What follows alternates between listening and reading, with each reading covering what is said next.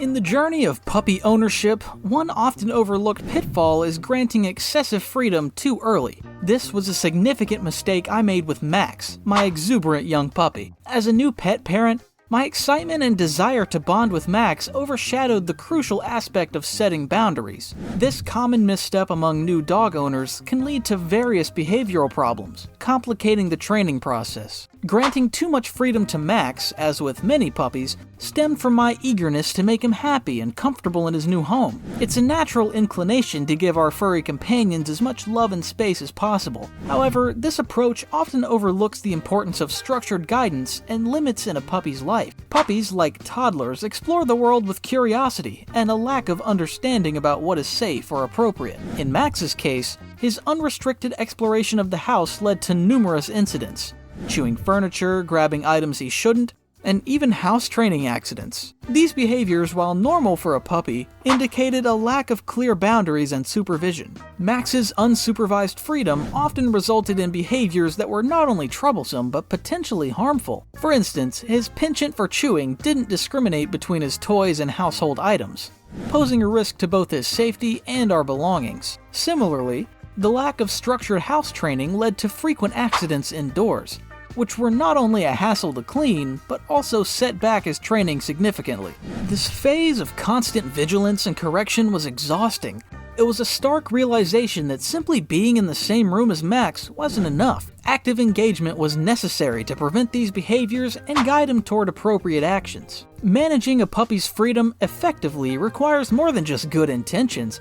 It necessitates practical tools and strategies. These tools are not just about restricting a puppy's movement, but about providing structured opportunities for learning and growth. The house line, a long leash attached to Max's collar, became an indispensable tool in our daily routine. It allowed me to maintain control over Max's movements without constantly holding on to him. This tool was particularly useful in preventing him from engaging in undesirable behaviors like chewing inappropriate objects. The effectiveness of the house line hinged on consistent supervision.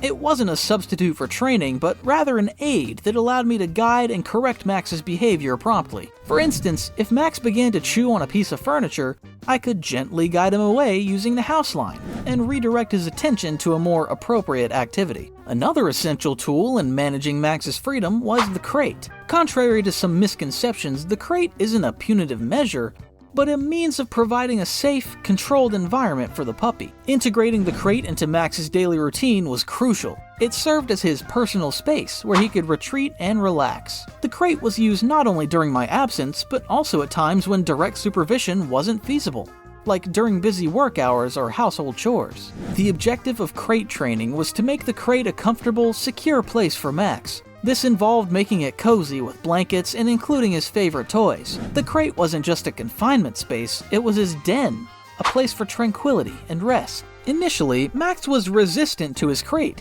He tried to chew on it and barked when left alone. Overcoming these challenges required patience and consistency. Providing him with chew toys and gradually increasing the time he spent in the crate helped him adjust.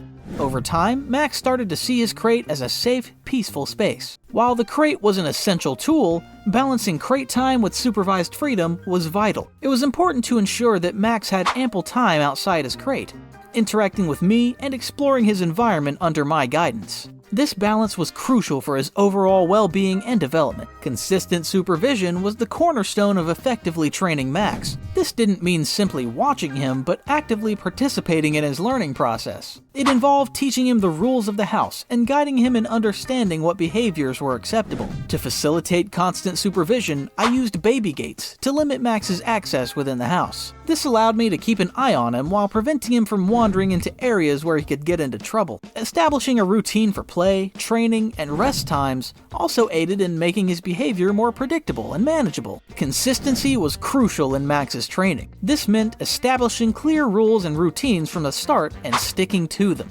Whether it was setting boundaries within the house, regular meal times, or how he was to interact with people, Consistency helped Max understand his environment and what was expected of him. Ensuring all family members were aligned in Max's training was vital for consistency. Everyone needed to enforce the same rules and commands to avoid confusing him. This unified approach was essential for Max to receive consistent training and guidance from the entire household. The diligence and effort put into managing Max's early days were instrumental in shaping him into a well-behaved, obedient companion. The key was providing a clear, consistent, and structured environment for him to learn and grow. Raising a puppy like Max is a challenging yet immensely rewarding journey. For those embarking on this adventure, I encourage seeking further resources and support to navigate the training process. Remember, the foundation you build in these early days paves the way for a lifetime of companionship and joy with your furry friend. Happy training!